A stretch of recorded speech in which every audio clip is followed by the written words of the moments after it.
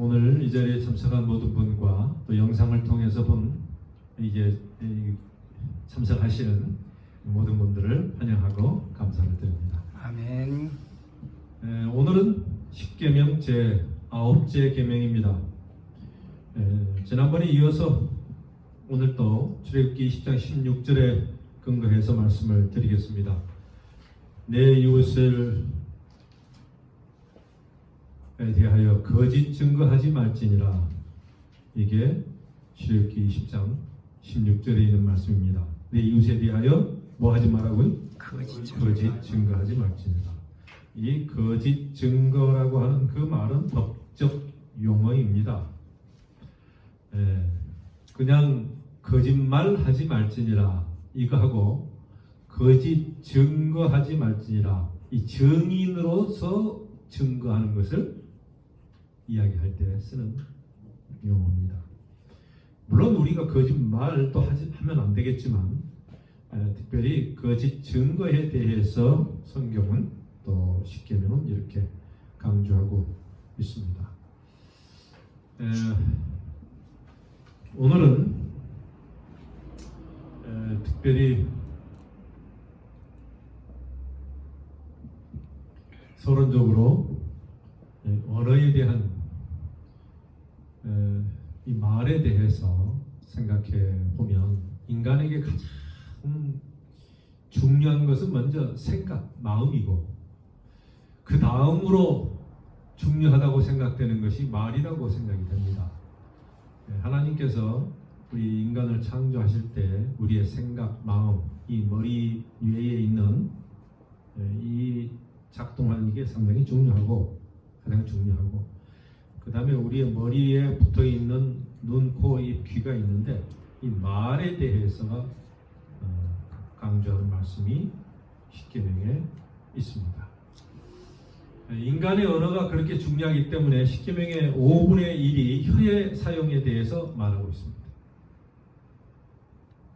그래서 혀만 잘 관리하면 십계명 거의 잘 지킬 수 있다 이렇게 볼 수 있죠. 셋째 계명은 어떤 계명이었어요? 하나님의 이름을 망령되 일컫지 말라. 하나님의 이름을 잘못 말하지 말라. 이름을 가볍게 좀 경솔하게 그렇게 다루면서 하나님의 이름을 망령되 일컬으면 안 된다. 말로 하나님께 뭐 하는 것이에요? 불경하게 하는 것입니다. 경외하지 않고 좀 존경하지 않고 불경하게 하는 것이죠. 그것이 셋째 계명이라면, 9째 계명은 인간의 이름이나 평판에 관한 것이에요. 사람은 다 이름이 있잖아요. 부모님의 이름을 우리가 함부로 부르지 않습니다. 부모님의 이름에 먹칠한다 이런 말 있잖아요. 그러면 안 된다. 그런 것처럼 다른 사람에 대해서 평판할 때에 조심해야 할 것을 이야기하고 있습니다. 왜 그런가? 그 이유에 대해서 우리가 공부를 해 나가겠습니다.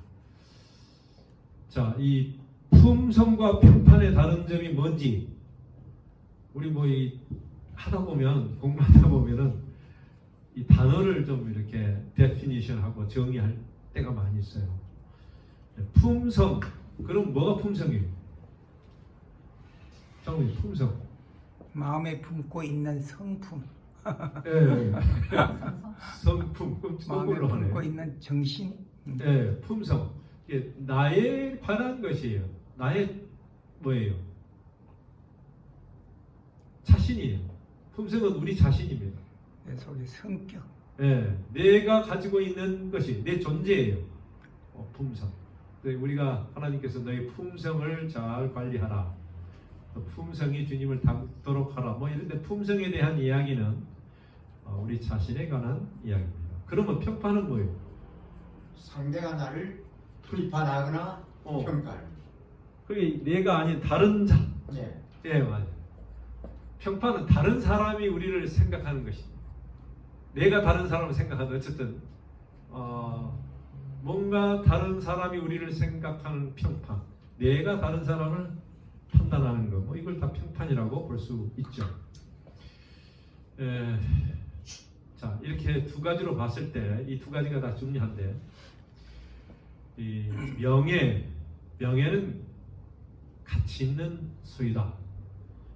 그렇게 성경은 정의하고 있습니다. 특별히 잠언 21장 1절에 보면 한번 읽어볼까요? 시작. 많은 재물보다 명예를 택할 것이요 은인의 금보다 은총을 더욱 택할 것입니다. 명예를 택한다. 재물보다도 명예나 은총을 택한다. 그랬어요. 사실 인간은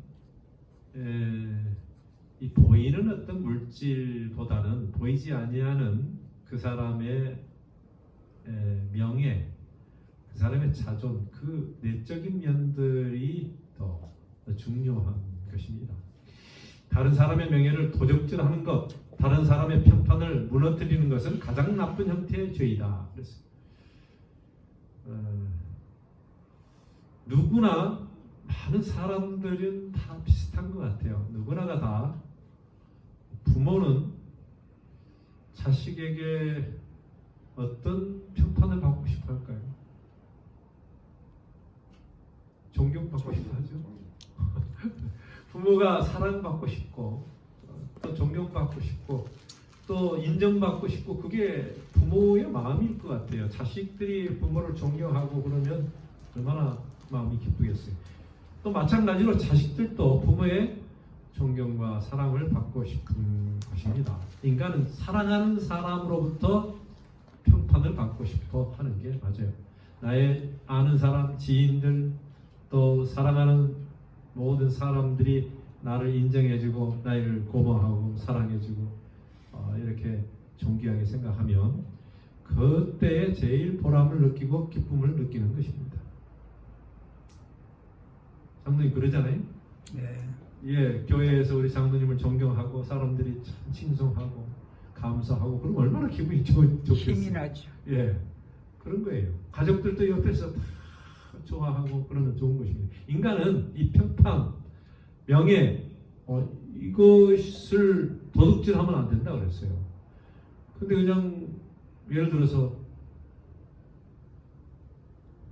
거짓말 아니면 이 뭐 오해를 일으킬 만한 사실이 아닌 거짓으로 그 사람을 매도하거나 또 안 좋은 말로 명예를 실추시키면은 그 사람이 오래 버티지를 못하고 뭐 죽든 아니면 떠나든 뭐든 일이 일어나는 것을 볼 수 있습니다. 그래서 교회는 어떻게 보면 서로가 이렇게 인정해주고 사랑할 때 같이 붙어 있지만 그러지 않으면 떠나는 것 같아요. 네, 사랑은 그러는 것 같아요. 그래서 이 사람에 대한 그 명예, 평판이 참 중요하다고 하는 것입니다. 법정에서 재판이 이루어지는데 고대 팔레스타인 지역에서는 어디서 했냐면 이 재판이 사람들이 많이 모이는 곳에서 했어요. 어디가 사람들이 많이 모이냐면 성문, 성의 그 문 입구 있잖아요. 그리 많이 출입을 하니까 거기나 시장터 이런 데가 있었습니다. 그러니까 뭔가를 이렇게 자기가 변호하거나 뭐 재판하거나 이렇게 할 때 그쪽으로 오게 되는 걸 볼 수 있습니다.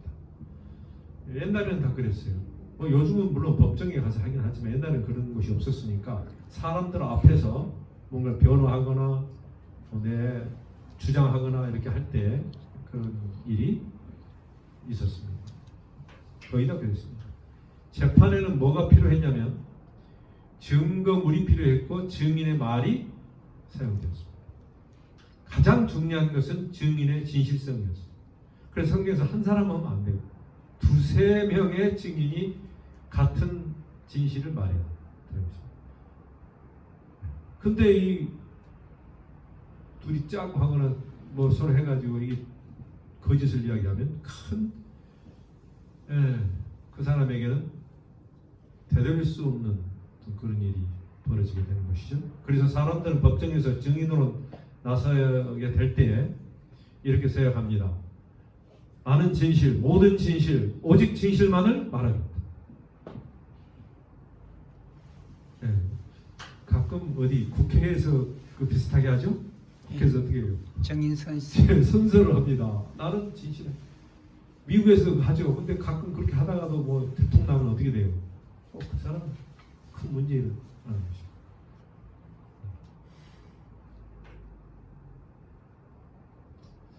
자, 스가랴 8장 16절에 보면 이런 말씀이 있습니다. 같이 한번 읽어볼까요? 16절 17절 시작.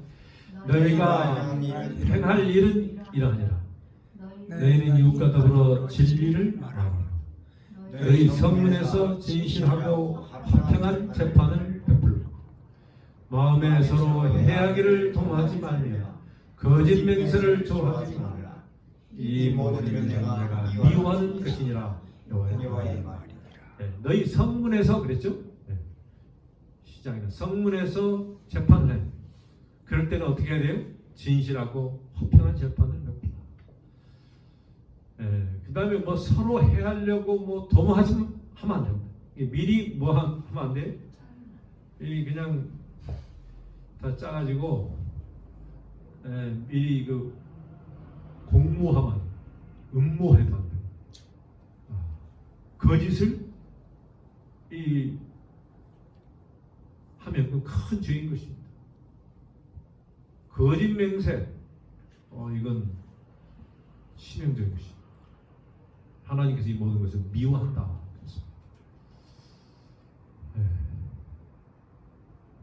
뭐 우리가 법정에까지 갈 일은 없지만 어쨌든 우리가 이 삶에서도 마찬가지입니다. 진리만을 말하라. 제가 한번 읽겠습니다. 모든 진실은 충분한 지식을 요구하며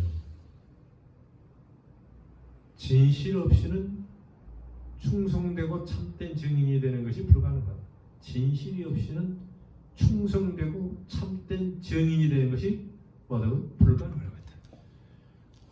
여기에는 우리의 말과 신앙도 포함되어 있다. 우리의 말에는 거짓이 없어야 한다. 오직 뭐만 말해야 돼? 진리만 말해야 한다. 마찬가지로 우리의 믿음과 신앙도 진리 위에 세워져야 한다. 어떤 거짓도 진리와 함께 혼합되어서는 안 된다. 어떤 사람이 진리를 이야기하지만 그 안에 뭐예요? 한 5%, 10%, 뭐 1%라도 거짓이 들어가면 이게 온전한 진리가 될 수가 없어요. 치명적이 될 수도 있는 것입니다. 그래서 성경에서 예 쓰면 예, 아니면 아니요, 예, 아니요만 하라고 그랬어요. 예, 거기다가 거짓하면 안 되는 것입니다.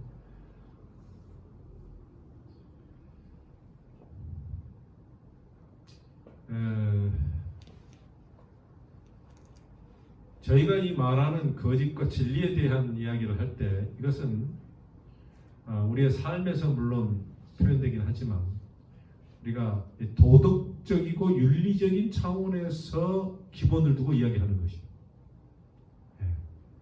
그러니까 그 외에 다른 어떤 예외적인 것들이 뭐 없잖아 있을 수 있다고 하는 것을 말씀을 드립니다.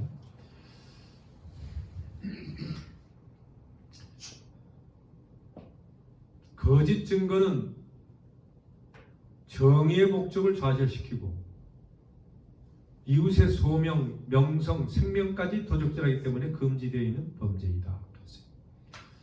거짓 증거에 대한 이야기를 하는데 특별히 이웃의 소유, 법정에서 명성, 생명까지 상해를 주는 것입니다. 이 범죄는 요즘 사회에 만연되고 있는 보편화된 범죄이다. 그렇습니까? 예. 어느 때 그러냐면 제가 이거 금가몰의 비리와 정경유착 옛날에 많이 좀 들어봤던 이야기예요. 예. 여러분 이 돈을 가지고 있는 또 그 파워를 가지고 있는 사람들이 비리를 자주 저지른다고 하는 것입니다. 예. 참 그 유혹을 사람이 잘 견디지 못하는 것 같아요. 그래서 저희 교단에서도 재물은 자주 바뀝니다. 3년인가 2년인가 바뀌게 해요. 뭐 오래 하면 안 돼요. 그리고 정경유착이 뭐예요? 정치와 경제가 있죠. 예, 그것도 흔히 잘 일어납니다. 서로 주고받는 그런 일이 많이 있는데 이게 정의가 무너지고 부패와 죄악이 가득하는 이 세상에서 일어나는 이 사회적인 현상이고요. 각종 재정사고와 사기와 횡령이 일어나고 있다. 장로님 지금까지 사시면서 그런 뉴스나 뭐 주위에서 그런 거 들어보셨어요? 그렇죠. 많이 나오죠. 많이 나와요. 예, 특히 은퇴를 앞두고 조심해야 돼요. 예, 뭐 돈이 좀 있다 그러면 언제 그걸 냄새를 맡아가지고 접근하는 사람들이 꽤 많아. 그래서 사기 아니면은 횡령은 물론 사기하고 좀 다르긴 합니다만, 뭐 여러 일들이 돈을 가로채고 또 자기가 부당하게 이득을 취하는 일이 있어요. 뇌물로 그의 직무를 남용하는 재판관들, 옛날에도 그랬는데 이 성경 당시도 그거 많이 이야기해요. 재판관들이 뇌물로 뇌물로 뭐예요? 그 정의롭지 못하는 판정을 하는 게 많았었단 말이에요. 근데 요즘은 또 마찬가지라고 생각해요. 무죄한 자를 정죄하고 죄 지은 자를 놓아주는 법률가들의 재판관들은 똑같은 거예요. 사실을 교묘하게 왜곡시켜가지고 상대를 벌하도록 하는 증인들로 인해서 사회의 정의가 무너진다. 부패와 죄악이 가득하게 득세하게 된다. 사실을 교묘하게 왜곡시킨다. 그래서 상대를 벌하도록 하는 증인들. 그런 법정에서는 안 가봤습니다. 그래서 그런 일들이 있어요. 근데 법적인 것 아니고도 우리의 삶에서도 어떤 이와 비슷한 일을 통해서 우리가 조심해야 되는 그런 일들이 있습니다.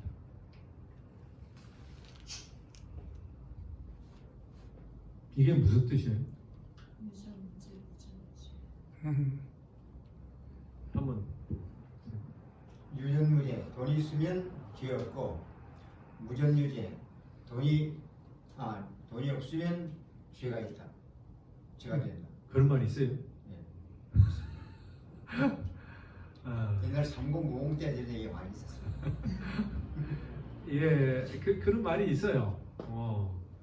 이 죄를 뒤집어 씌우려면 또 씌우고 또 빼려면 빼고 하는 그런 일들이 이 세상에서 자주 일어나는 일이다. 그럽니다. 똑같은 죄를 짓고도 사회적 계급에 따라서 다른 처벌을 받습니까? 예. 참 그게 이 정의롭지 못하다 그랬어요. 이것은 부패한 사법부와 황금 만능주의로 인해서 일어나는 일인데 불평등과 정의롭지 못한 사회를 만들게 하는 것입니다.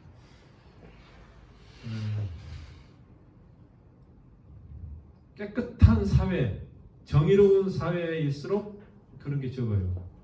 그런데 국민들이 잘 못 살거나 그런데 보면 꼭 부정부패가 있더라. 그리고 우리 한국도 잘 살긴 하지만 아직까지도 이 양극화 시대에서 못 산 사람 너무 많잖아요.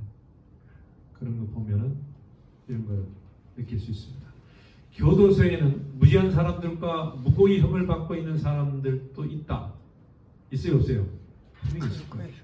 그러나 대부분의 사람들은 생각하기를 교도소 밖에 있는 사람보다 자신들이 더 큰 죄가 없다고 생각한다. 예. 이 사람들이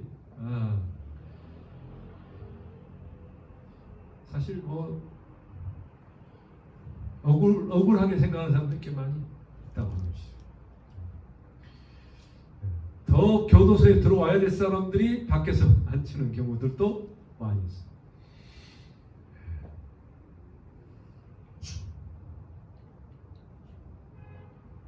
잠언 12장 22절에 있는 말씀 함께 읽겠습니다. 시작. 거짓 입술은 여호와께 미움을 받아 진실하게 행하는 자는 그의 기뻐하심을 받느니라. 이 입술이라고 하는 말이 나왔는데 말하고 입술하고 뭐가 달라요? 그 표현이겠죠? 성경에서는 입술이라는 표현도 합니다. 입, 말. 이 거짓 입술.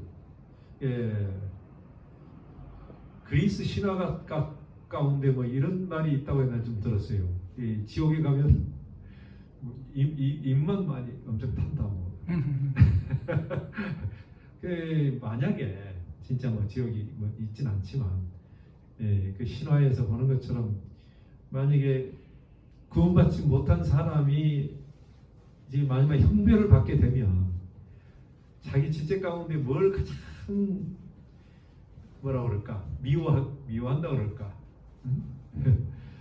억울하게 생각하겠어요. 뭐 때문에? 물론 어떤 사람은 손 때문에 그럴 수도 있고 그러지만 그 입이 참 방정맞아가지고 죄를 많이 지었다 이렇게 말할 가능성이 많아요.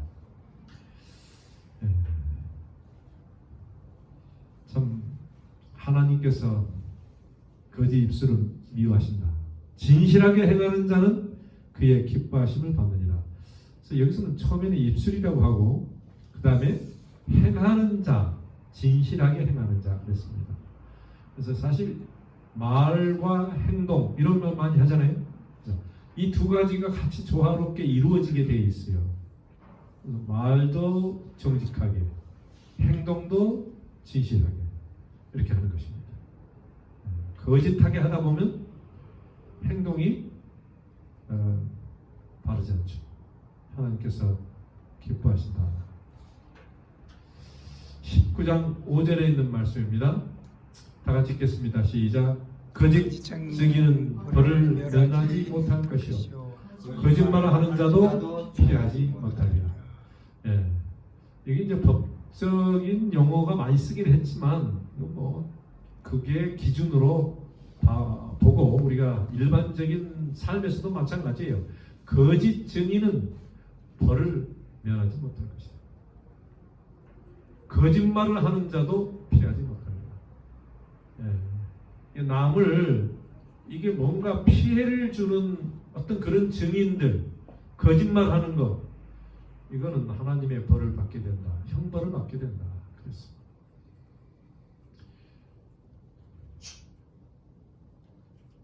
충성되고 참된 증인이라고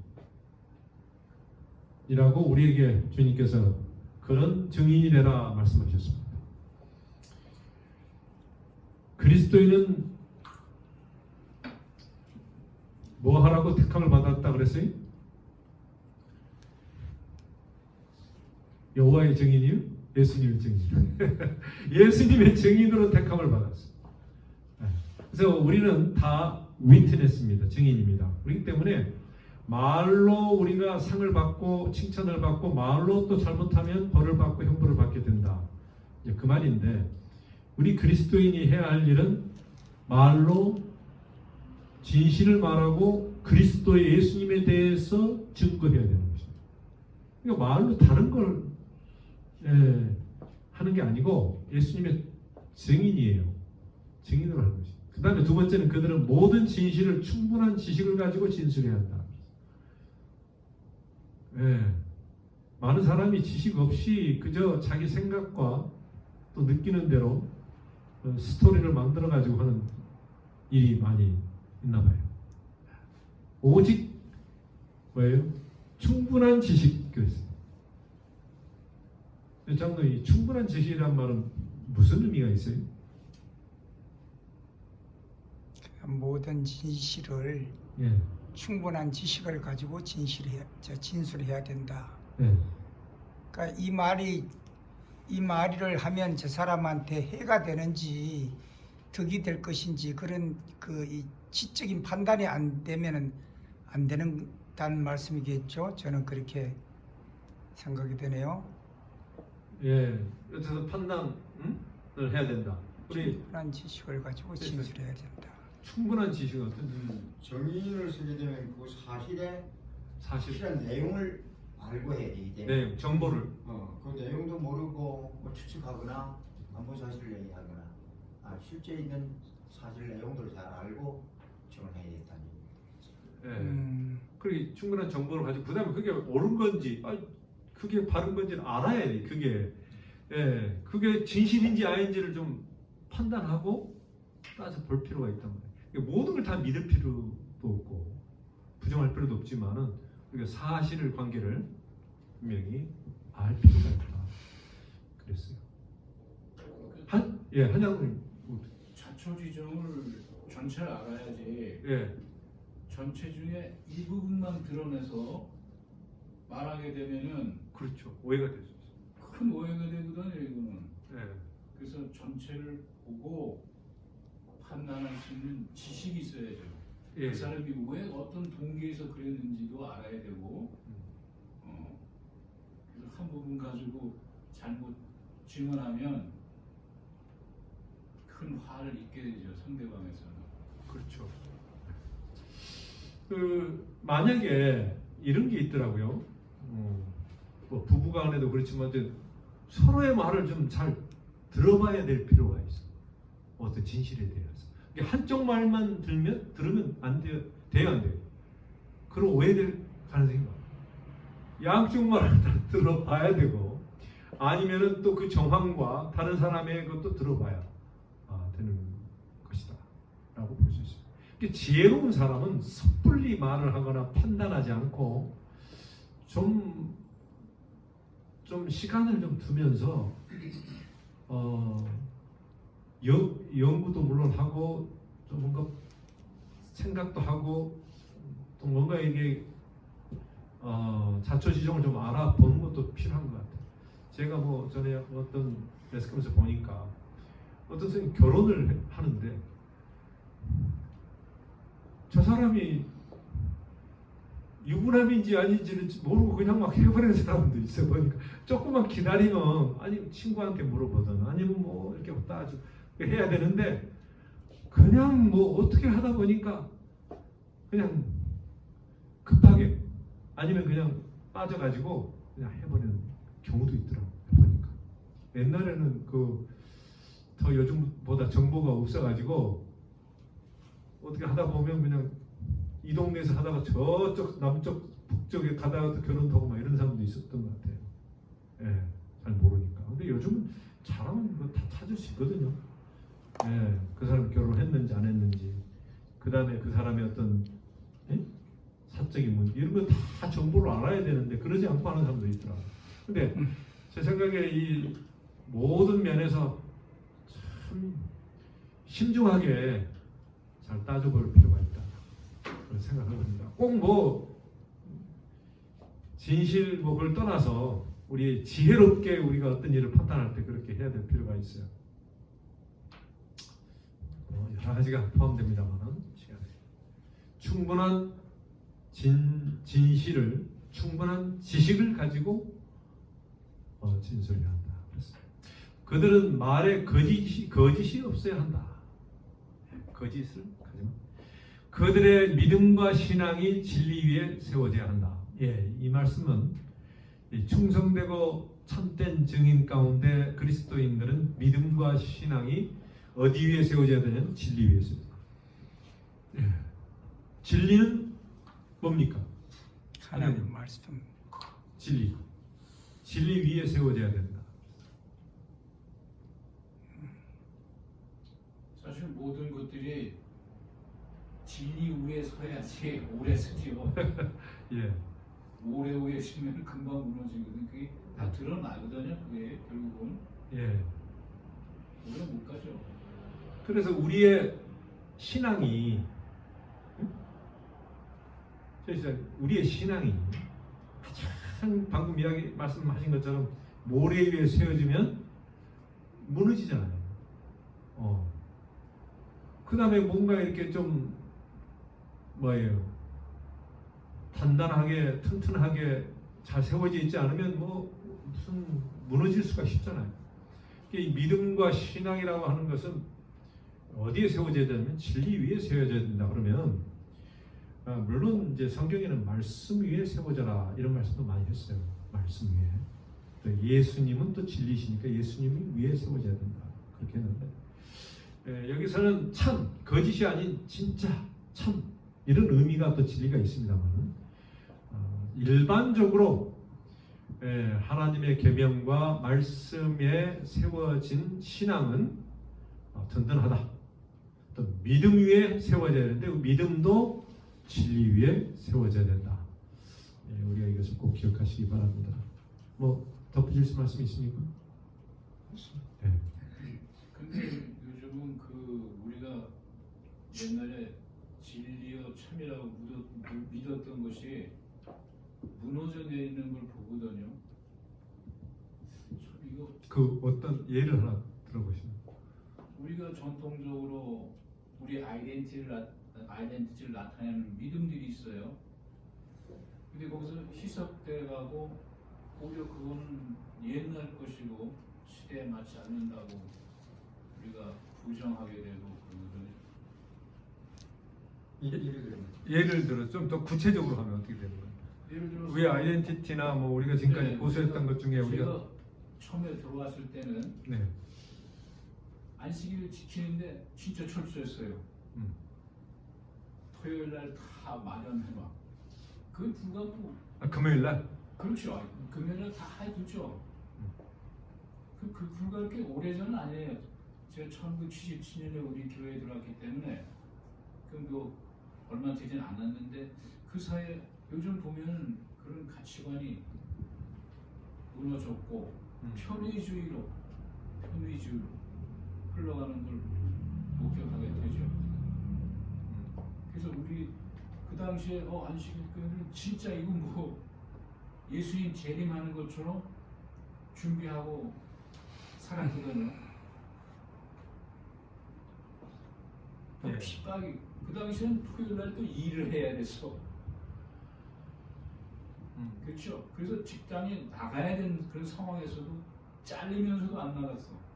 근데 요즘은 토요일 날 일을 안 해도 안 나가. 교회를 안 나가. 네. 이건 어떻게 된 건지. 예. 우리 이제 우리 신앙이 이제 청교도들은 그때 당시에 참 순수한 어떤 그 믿음과 그 행실을 가지고 신앙했던 그런 분들을 우리가 청교도 신앙이다 이렇게 이야기를 합니다.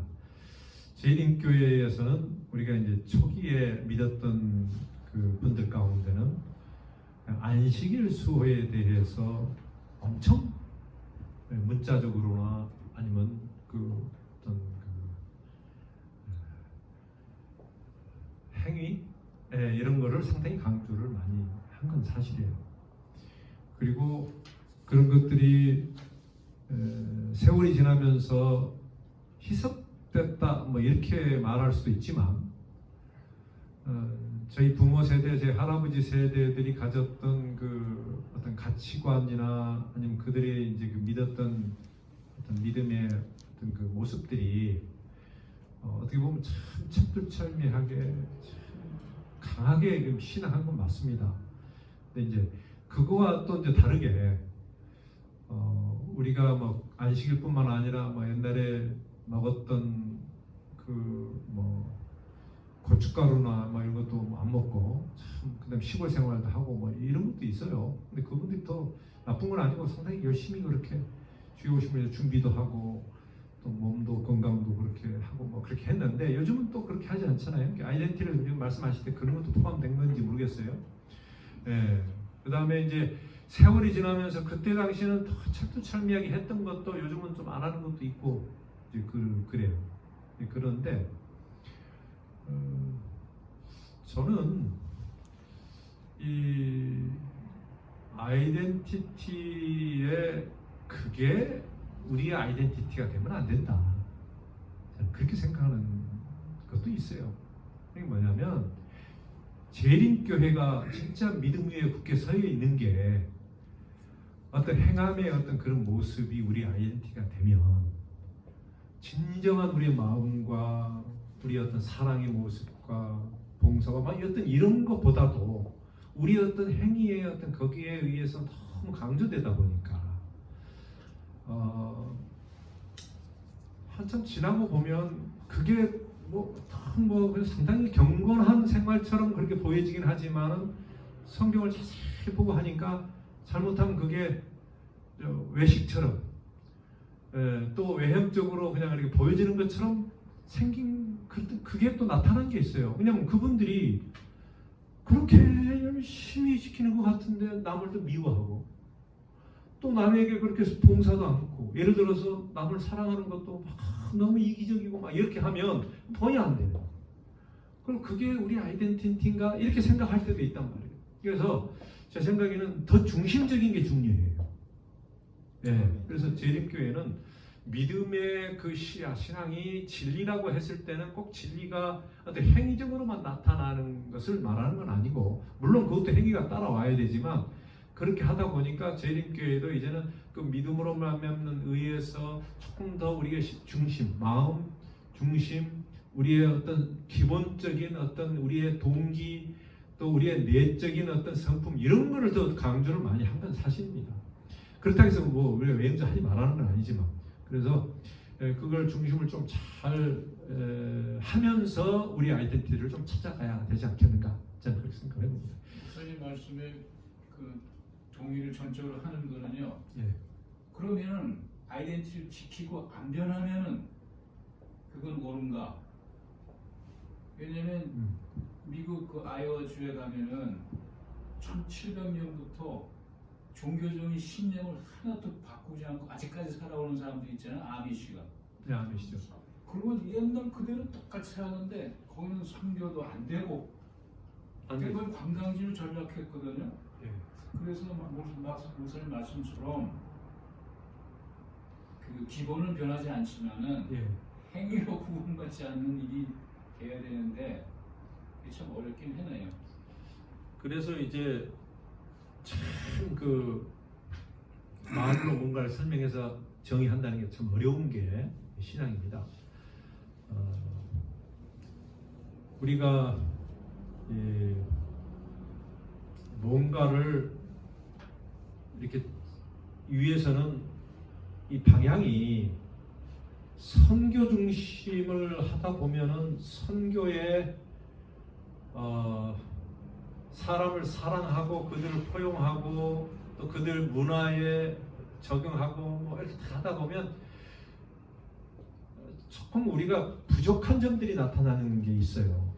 왜냐면은 우리 자체에서 하는 어떤 그런 예배나 다른 것보다는 그들 중심적인 선교에 매달리다 보면 그런 건 있지만 그래도 성경에서는 또 그걸 강조하고 있거든요. 이게 두 가지 다 만족시킬 수 없는 부분이 있을 수 있어요. 그러니까 내가 내 삶에서 철두철미하게 어떤 나의 신앙을 이렇게 하는 것도 좋지만 선교하다 보면은 진짜 이 해외 선교 나가서 어떤 그런 걸 다 어떻게 할 수 있겠어요? 그 상황의 문화에 맞춰서 또 그들을 사랑해서 그들의 어떤 헌신과 봉사를 하다 보면 그들에게 맞춰서 또 해야 될 일이 또 있고 막 그러지 않겠어요? 그러니까 제가 봤을 때는 또 세계적으로 물론 다 다른 어떤 환경이 있고 그러기 때문에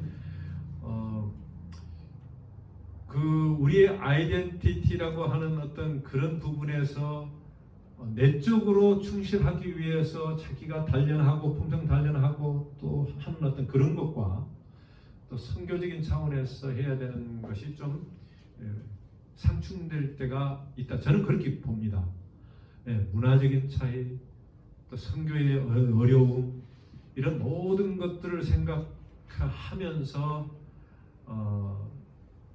남을 사랑하는 그들을 구원하고자 하는 어떤 그런 데에 초점을 맞추다 보면 다른 데에 조금 더 초점이 좀 덜 맞춰질 때도 있다. 저는 이제 그렇게 판단을 하면서 우리가 어디가 더 맞고 안 맞고 뭐 그런 건 아닌 것 같아요. 그런 건 아닌 것 같고 시대에 또 의해서 좀 달라지는 것도 사실 필요해요. 왜냐면 우리가 지금 20대, 30대하고 저희 지금 60대하고는 좀 생각이 다릅니다. 많이 다르죠. 그리고 우리가 그들을 접근하려고 할 때 이제 선교 차원에서요. 우리 것만 고수하고 있으면 대화가 안 됩니다. 안 되죠. 그리고 접촉이 안 되는 이게 똑같은 거예요. 외국에 있는 사람을 전도하려고 하거나 세계 선교를 하려고 할 때 내 걸 가지고만 내 아이덴티티만 가지고 있으면 잘 안 된단 말이에요. 예, 그런 차원으로 제가 말씀을 드리는 것이고 그렇기 때문에 이 기독교가 많이 좀 변질되면 안 되겠지만 그 어떤 테크닉 아니면 어떤 그런 어떤 사람들에게 보여지는 어떤 그런 면에서 좀 달라져야 될 필요가 있다고 저는 그 생각을 하는 사람 중에 하나입니다. 그래서 저희 교회도 어쨌든 새로운 사람을 우리가 받아들이고 또 그들을 또 함께 하기 위해서는 적절한 어떤 그런 문화적인 충격을 받으면서 또 사랑하면서 이렇게 해 나가야 될 필요도 있는 것이죠. 근데 세상이 우리를 보기를 네. 그 이제 어떤 때 그 믿지 않는 분하고 식단을 갔잖아요.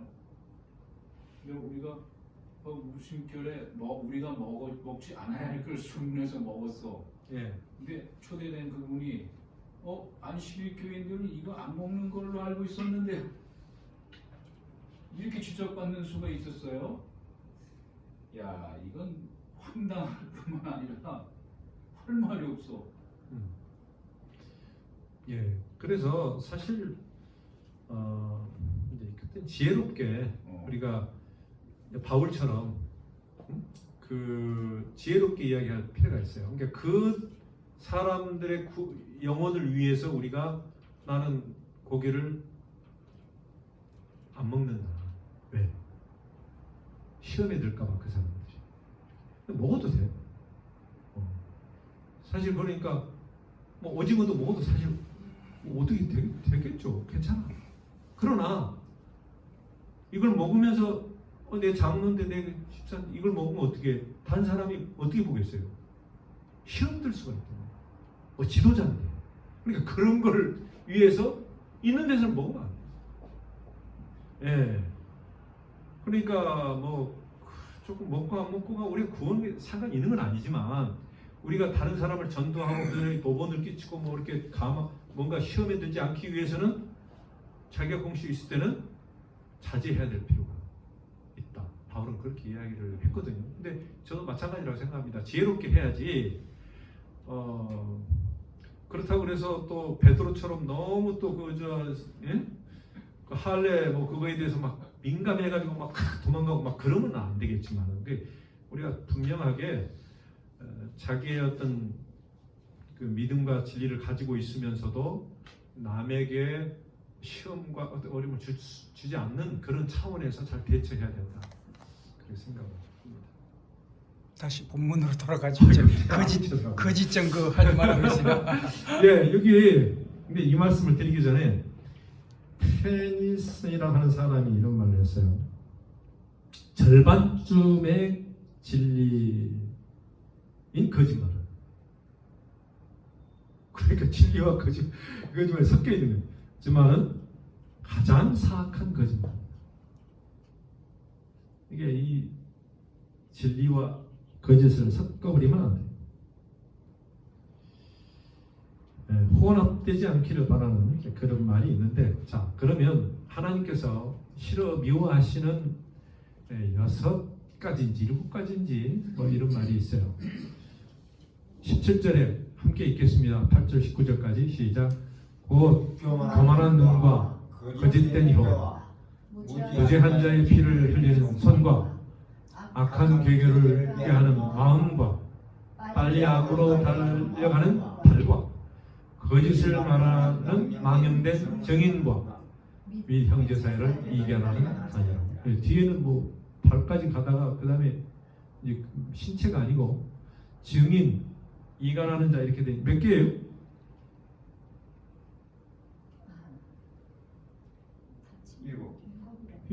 7개 같은데 6가지 그렇게 나와 있어요. 저기는. 그래서 뭐 하나 빼야 되나 그런 생각이 있습니다. 하나님은 이 신체 가운데 제일 먼저 눈을 이야기했어요. 교만한 눈, 이게 뭘까요? 자, 교만한 눈에 대해서 어떻게 정의하십니까? 네, 거짓된 혀, 이거는 이해가 됩니다. 그 다음에 이 손으로 무지한 자의 피를 흘리는 손. 뭐 손이 또 그런 나쁜 짓을 할 수 있죠. 그 다음에 악한 계교를 꾀하는 마음. 이 뭐예요? 악한 어떤 그것을 자기가 음모하거나 또 뭔가 계획을 하면서 나쁜 일을 저지르는 것을 얘기합니다. 빨리 악으로 달려가는 발, 그것도 미워하시는데 교만한 눈은 왜 그래 교만한 눈이라고 그랬을까요? 남을 무시하는 눈이겠죠. 남을 무시하는 눈으로. 그러니까 그 남을 마음으로. 무시하게 본다는 거죠. 무시 본다는 거죠. 예. 자기가 제일 높고 깔본다 그러죠. 남을 이제 깔보는 그런 예. 거겠죠. 눈이 뭐 그런 눈이 있나 봐요. 눈을 다 좀 예쁘게 선하게 좀 뜨고 다니시기 바랍니다. 그러니까 우리가 이제 제가 그거 잠깐 뭐 비슷할지 모르겠는데 한 20-30년 전에 저희 와이프가 제가 이제 그 건강을 위해서 보험을 좀 든다고 그러니까 예. 장로가 믿음이 없이 와이프인이 그 생명보험 같은 거 들지 말아라 그랬는데 든다고 막 이제 야단을 했어요. 예.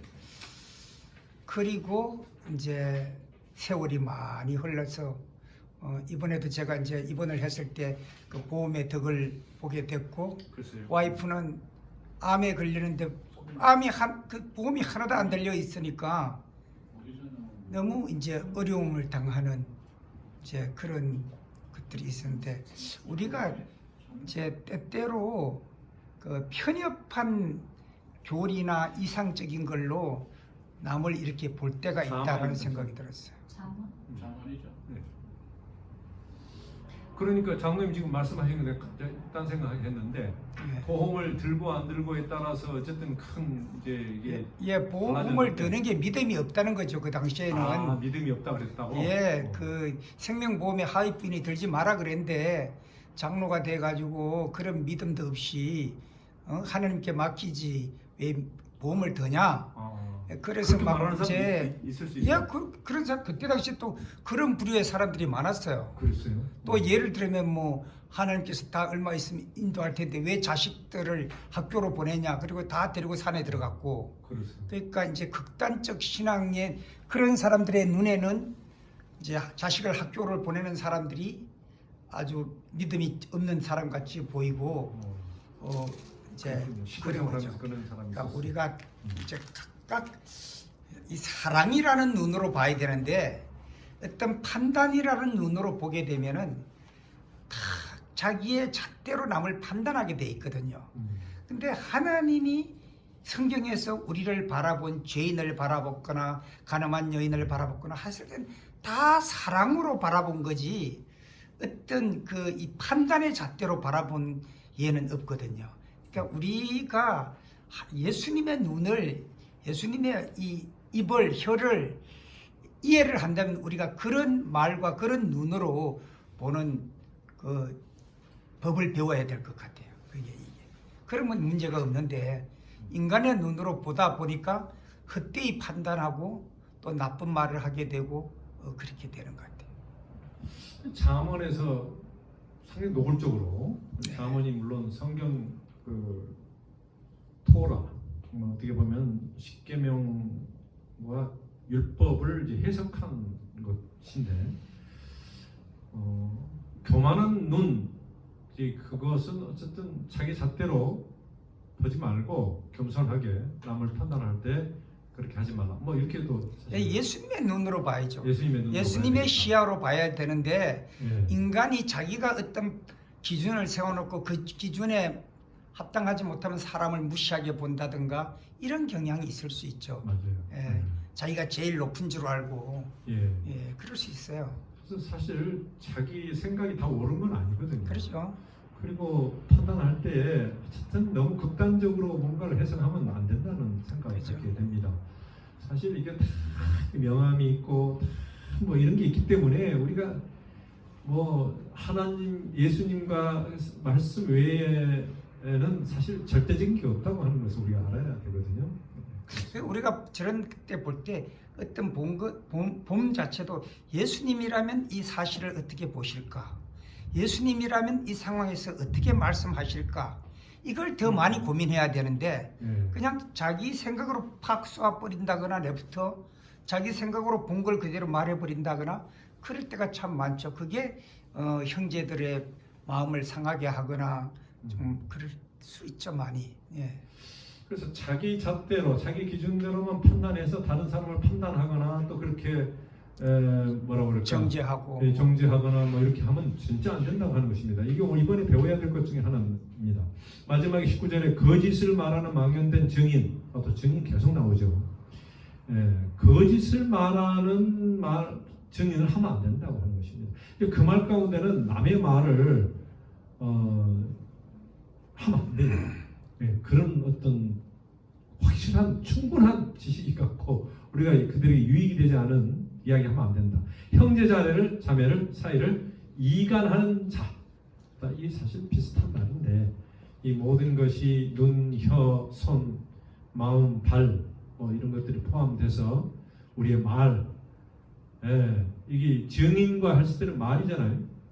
말과 그 다음에 형제를 이간하는 자. 그래서 사실 이 형제를 이간하는 것이 전체를 지금 다 하는 이야기고 6가지가 맞는 것 같아요. 7가지인데 6가지 증인까지 말까지 포함됩니다. 그래서 눈, 혀, 손, 마음, 발, 말. 그 다음에 이것이 모든 것이 형제를 이간하는 것이다. 이렇게 보면 잘못되면 이 모든 것들이 잘못하면 이간하는 것이다. 근데 이제 반대로 그 눈이 예수님의 눈이 되고 그 혀가 예수님의 혀가 되고 손이 되고 마음이 되고 발이 되면 완전히 화목해 하는 자가 되는 거죠. 사랑이 되는 것이죠. 예. 그러니까 그런 쪽으로 우리가 빨리 유턴할 수 있도록 형제들과 서로 그렇게 해야죠. 예수님의 정신으로 보는 훈련을 시키고 말하는 훈련을 시키고 만져주는 훈련을 시키고 생각하는 훈련을 시키는 게 우리의 듀티죠, 이제. 예. 오늘 배운 말씀 이겁니다. 총정리입니다. 눈, 혀, 손, 마음, 발, 말 이거죠.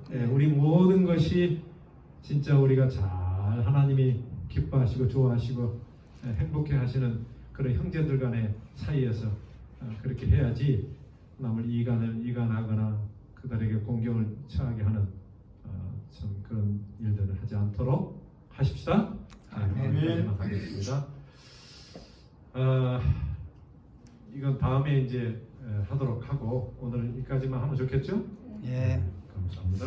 그 제가 이렇게 같이 살아보면서 이제 마지막 이제 타임이 없어서 그럴 것 같은데 제가 한 장님하고 넉 달을 살았거든요. 한 번도 다퉈보질 않았어요, 저분하고. 그러니까 살다 보면 의견 충돌이 있을 수 있거든요. 굉장히 이렇게 억셉터블 하더라고요. 그리고 남을 배려를 많이 해요.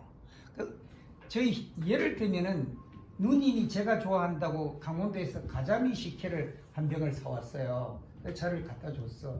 근데 그때 전화를 받는데 장관이 들었나 봐. 그래, 희하게 가져온 거니까 이렇게 조금씩 먹어. 어떤 때 보면은 접시를 2개를 놔두고 자기는 빈 접시 놔두고 내 접시에만 그거를 이렇게 놔놓는 거예요. 그 가자미를 좋아한다고. 어떤 때 내가 말은 안 해도 되게 너무 가슴이 아픈 거예요. 장관이 날 먹으라고 자기 접시에는 빈 접시 놔두고 나인데는 그런 마음으로 사니까 트러블이 없는 거예요. 그래서 지금 다음 주에 간다 그러니까 굉장히 아쉬움이 있어요, 제가. 근데 왜 못다리를 사요? 네. 내보다 더 사랑하는 사람이 있으니까. 더 사랑하는 사람이 있으니까 가겠죠. 충전하려고 가요. 맞아요. 그러니까 이제 아까도 말했지만 우리가 그리스도 정신의 눈이잖아요. 뭐 내가 또 다른 눈으로 장관을 보려고 그러면 또 나쁜 점을 얘기할 수도 있을 것 같겠죠. 모든 인간은. 그러니까 제가 요즘 묵상하면서 깨닫는 것은 예수님의 눈, 그걸로 봐야 되고 예수님의 정신으로 생각해야 되고 이런 정신으로 가면 우리를 화목케 하는 자로 주신 그게 된단 말이죠. 그게. 우리가 자꾸 인간적인 눈으로 보고 인간적인 그걸로 자꾸 일을 하다 보니까 인간에게는 냄새밖에 더 나나. 그러니까 그게 안 되는 거야. 그러니까 우리가 예수 중심에 자꾸 이거를 할 수 있도록 가는 게 제일 좋은 방법인 것 같아요. 아멘, 아멘. 예. 기도하겠습니다. 하나님 아버지, 참 우리 이 세상에서 주님이 싫어하시고 미워하시는 것 우리가 잘 깨닫고 하지 않도록 도와주시고, 참으로 형제들 간에 마음의 상처나 아픔과 괴로움을 주지 않도록 우리의 말 조심하도록 도와주시옵소서. 주님, 이 교회 생활하는데, 사회 생활하는데, 또 우리가 이 세상에 살아가는데 가장 중요한 것이 참 진리 안에서 거짓 증거하지 말고 다른 사람들과의 잘 사랑으로 살아가는 삶을 보여주는 것이오니, 아버지 하나님, 저희들을 주님 닮은 삶이 되게 하시고 주님처럼 말하고 행동하고 하도록 도와주시옵소서. 아멘. 저희 교회에 이런 아름다운 관계가 형성되도록 항상 우리가 남을 평판할 때나 판단할 때나 생각할 때 참으로 올바르게 또 잘 말을 새기면서 차지하면서 말할 수 있도록 인도해 주시기를 바라옵고, 모든 사람들과 화해하고 평화롭게 지내는 우리의 삶이 되도록 인도해 주시기를 예수님의 이름으로 간절히 기도드립니다. 아멘. 우리 주의 기도문으로 고백합시다. 하늘에 계시는 우리 아버지시여, 이름이 거룩히 여김을 받으시오며 나라의 임하옵시며 뜻이 하늘에서 이루어진 것 같이 땅에서도 이루어지이다. 오늘날 우리에게 일용할 양식을 주옵시고, 우리가 우리에게 죄 진 자를 사하여 준 것 같이 우리의 죄를 사하여 주옵시고, 우리를 시험에 들게 하지 마옵시며 다만 아우에서 구옵소서. 나라와 권세와 영광이 아버지께 영원히 있사옵나이다. 아멘. 아멘. 감사합니다.